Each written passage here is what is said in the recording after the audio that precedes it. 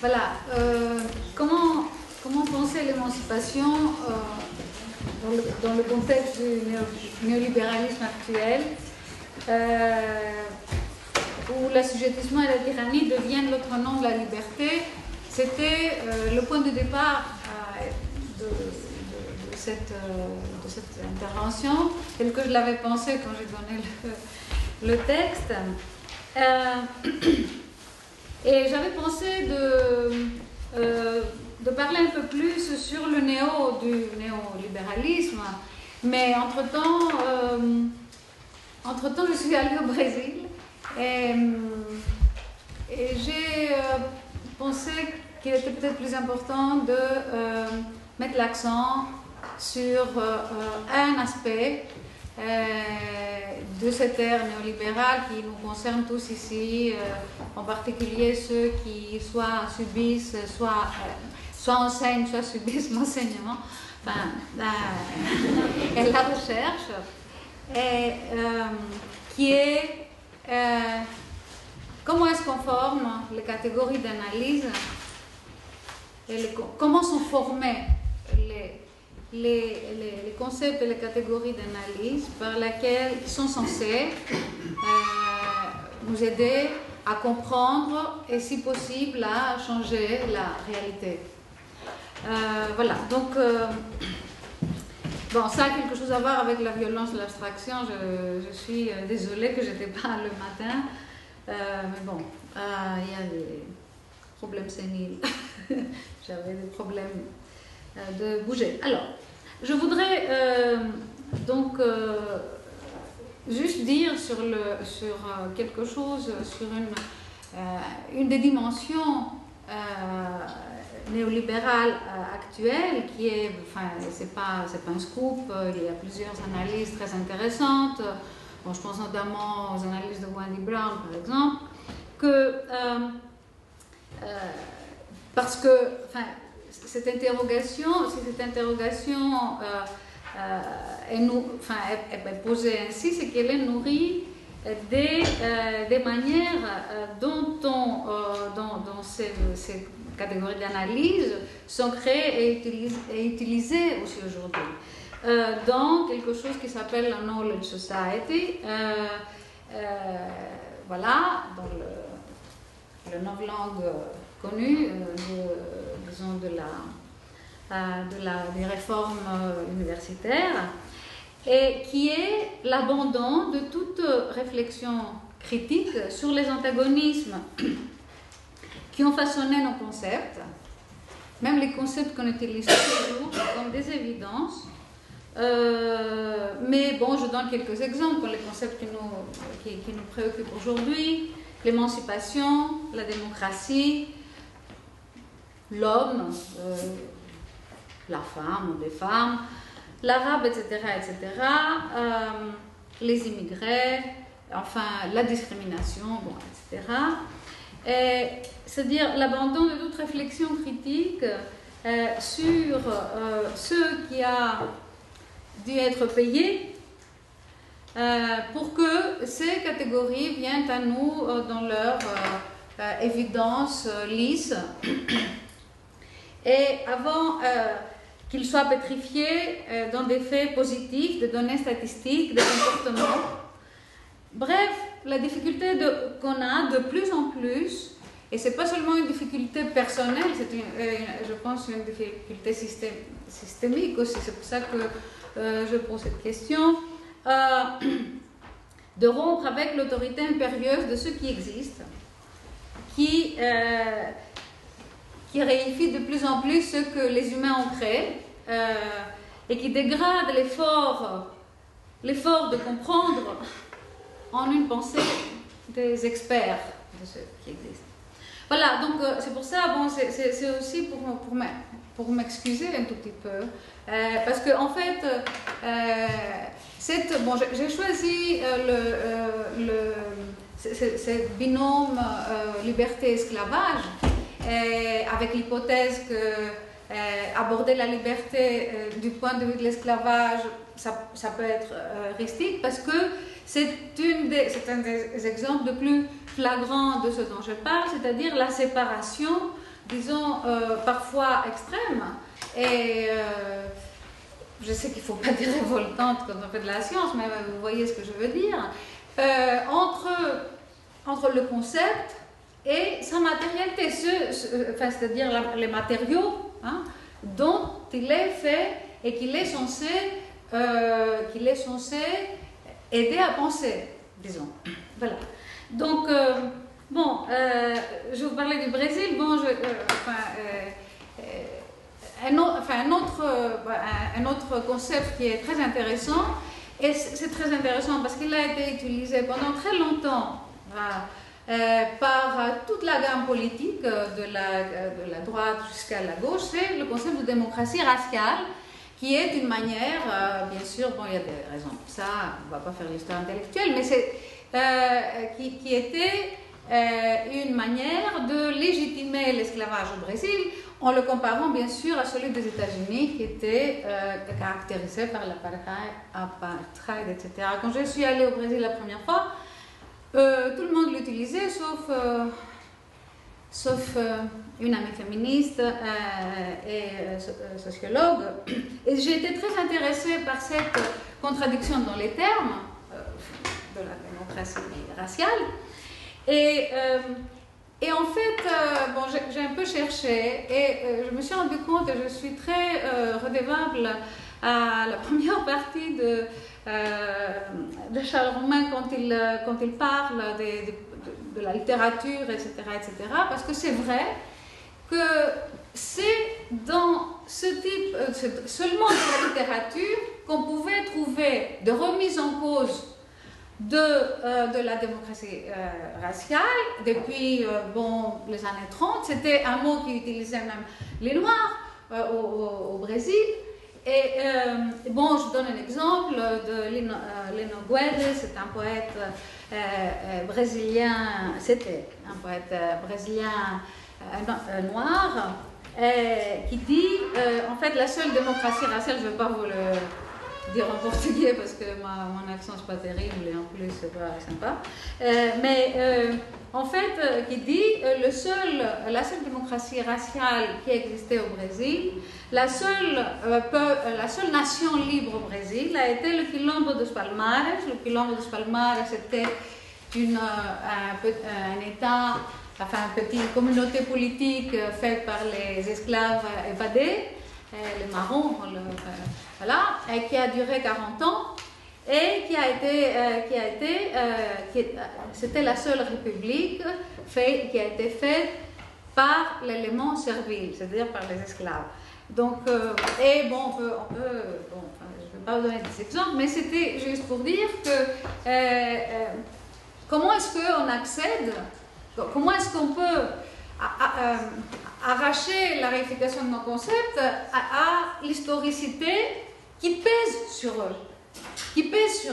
Et qui fait qu'on considère normal un truc qui est, un concept qui est manifestement en contradiction dans les termes, selon même la logique la plus formelle. Voilà. Alors, en fait, l'idée, c'était donc de prendre ce binôme esclavage-liberté pour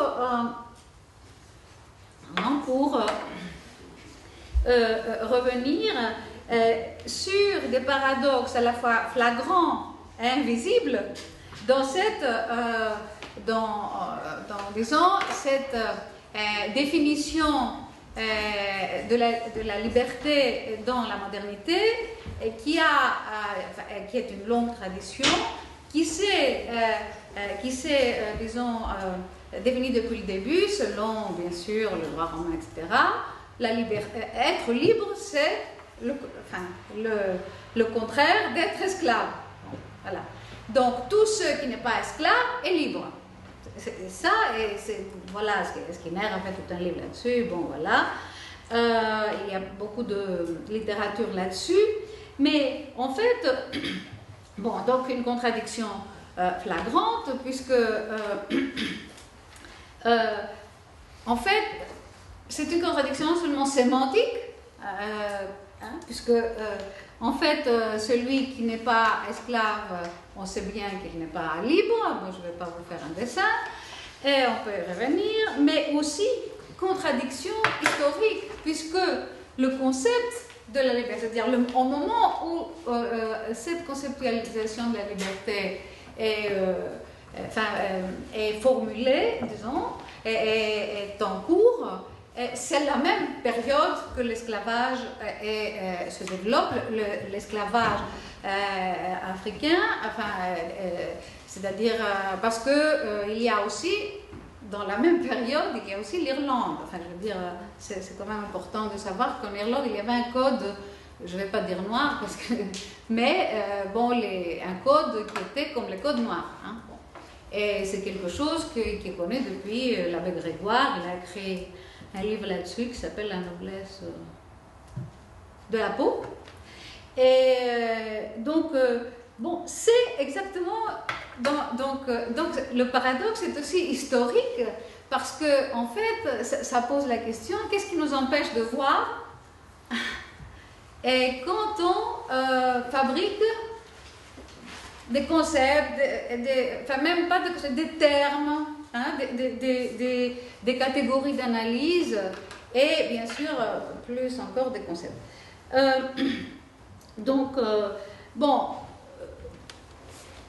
La propriété qui est libre, c'est celui qui a la propriété sur son propre corps et sur sa puissance. Bon, Locke, bien sûr, et jusqu'à aujourd'hui, ça a été expliqué. Cette propriété devient constitutive des concepts modernes de la liberté et de l'autonomie au moment où se développe l'extrême exemple de la non-propriété de son propre corps et que aussi, et au même moment que cette situation-là devient invisible comme quelque chose d'horrible, d'exceptionnel et de contre-nature. Or, il n'y a pas quelque chose d'exceptionnel, horrible, bien sûr, à contre-nature, bien sûr, mais je veux dire, je ne sais pas si c'est contre-nature d'ailleurs, mais il n'y a rien de nouveau. Bon, on sait très bien, et nos philosophes politiques dont on a hérité ce concept le savent très bien depuis l'Antiquité. L'esclavage n'a pas arrêté d'exister. Ce qui est problématique, c'est que c'est la première institution esclavagiste, l'esclavage moderne, qui coexiste avec, non seulement coexiste, mais qui est nécessaire, on dirait, dans une légitimation politique qui est fondée sur l'idée, sur le principe que tous les hommes naissent libres et égaux. De sorte que si on ne naît pas libre et égal, il y a, comme dit Max Weber, un soupçon qui va peser sur l'humanité, et d'où le stigmate, par exemple, des tziganes qui ont été esclaves en Roumanie, et bon, ça aussi c'est un exemple qu'utilise Weber, c'est pas moi qui l'ai inventé, enfin, sur le stigmate de l'ex-esclave. Donc, voilà, la question donc, que je pose, c'est que qu'est-ce que cela fait? Qu'est-ce que cela fait de penser la liberté comme l'inverse de l'esclavage? Et qu'est-ce que cela fait de penser ce paradoxe et en fait qui fait que, par exemple, non seulement dans la littérature des empires, en Angleterre, mais aussi aux États-Unis, l'esclavage, on n'a pas de mot pour le dire. Et en France aussi, dans la discussion sur la Constituante, on parle des biens meubles. Il n'y a pas le terme esclave. D'accord. Et les Américains, jusqu'à il y a très récemment, comme dit Morgan, un historien très important noir américain, on l'appelait l'institution singulière. on ne disait pas de nom, comme on a pu appeler les toilettes, bon, chez moi, quand j'étais petite. Enfin, on ne disait pas ce nom-là. D'accord? Donc, or, il n'y a rien de singulier. Il n'y a rien de singulier ou d'exceptionnel dans cette institution, dit Orlando Patterson, qui est un des premiers grands historiens de l'esclavage, puisque c'est plutôt une institution embarrassante. Et voilà, je pense que c'est cet embarras qui mérite d'être pensé, et parce que c'est précisément cet embarras qui peut être aussi source, qui a été source de l'abolitionnisme, qui est source des discussions qu'on a aujourd'hui, bien sûr, et des résistances, n'est-ce pas? Et aussi de la révolte des esclaves, de devenir sujet des esclaves, c'est-à-dire cette contradiction entre tous les gens naissent libres et ce développement très important pendant 2 siècles au moins de l'esclavage. Mais c'est aussi cet embarras qui est à l'origine justement de certaines des pratiques des résultats des plus cruels et des plus durables de l'esclavage, qui est le racisme, par exemple. Parce que c'est la première fois que l'esclavage a dû être justifié, justifié dans un système universaliste, où les gens naissent libres et égaux. Donc, mais il y a un autre aspect, bon, je vais revenir là-dessus, et surtout dans cet esclavage qui fait qu'on, disons, définit la liberté comme quelqu'un qui a la pleine propriété sur son corps et sur sa puissance. Et plus tard, sur sa puissance de travail. Je rappelle qu'en 1848, les ouvriers, beaucoup d'ouvriers, la majorité d'ouvriers, ont dit le travail, c'est la propriété. Donc, on doit avoir le droit de vote. Bon, ceux qui n'avaient pas de travail salarié, bon, il y avait un petit problème avec le droit de vote universel. Bon, donc, voilà, je pense qu'un des résultats néfastes, c'est un mot faible, du point de vue de ce qui nous intéresse, c'est-à-dire du point de vue de comment on fabrique nos outils de travail, c'est ce que Zygmunt Bauman appelle dans un travail qui a été fait récemment, il y a 15 ans, deux dimensions constitutives de la science moderne, de la production de la connaissance moderne. L'un qui est la construction sociale de l'indifférence morale, quand on écrit, quand on recherche, etc. Bon, je vous renvoie à des livres très importants sur les sorcières qui disent dans ce village il y avait seulement 15% des femmes qui étaient brûlées, mais l'autre il y avait quand même 45%. Sans commentaire, parce que c'est un chapitre sur les statistiques, enfin sur les voilà. Le deuxième, c'est la construction sociale de l'invisibilité, c'est-à-dire quand on parle de la liberté, on parle de la liberté, mais dans cette liberté, tout ce qui a rendu possible cette liberté, qui est la propriété sur mon propre corps, j'ai fini. Peut-être encore 2-3 minutes. 2-3 minutes, d'accord. Bon, alors je saute. C'est pas grave du tout. Voilà, donc je voulais juste donc 2-3 minutes dire, pour revenir à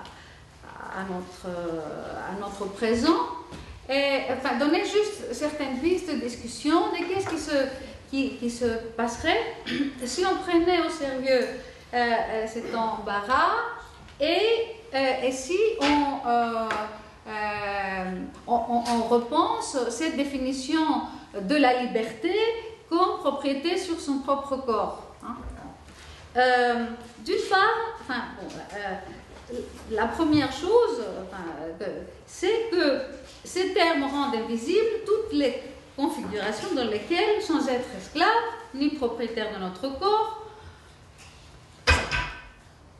sans avoir la propriété de notre corps, on n'est pas esclave. Bon. Et ça, je pense que c'est très important, parce que autant les analogies sont très intéressantes, autant la métaphore de l'esclavage a la transformation de l'esclavage en métaphore, je ne suis pas ton esclave, etc., mais aussi, surtout dans la théorie politique, on se rend compte que Rousseau, quand il parle de l'esclavage, il parle de l'esclavage ancien. Et Locke, il fait pareil. Il ne parle pas de l'esclavage moderne. La liberté est le contraire de l'esclavage, comme par exemple à Rome, etc. Bon. Donc, cette invisibilisation est très importante, je pense, pour qu'on pense précisément quelle est la liberté aujourd'hui? Qu'est-ce que cela veut dire, la liberté aujourd'hui, concrètement? Alors, je passe de toute l'histoire de la non-liberté de 4 siècles, on peut y revenir si vous voulez, inscrit dans les lois, même pas dans les pratiques, mais